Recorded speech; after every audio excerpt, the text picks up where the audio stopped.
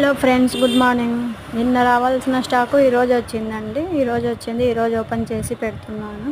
చూడండి ఫ్రెండ్స్, అన్నీ daily wear నుంచి కొన్ని ఫ్యాన్సీవి, కొన్ని మామూలు సారీస్, ఇవి బార్డర్ వచ్చినవి,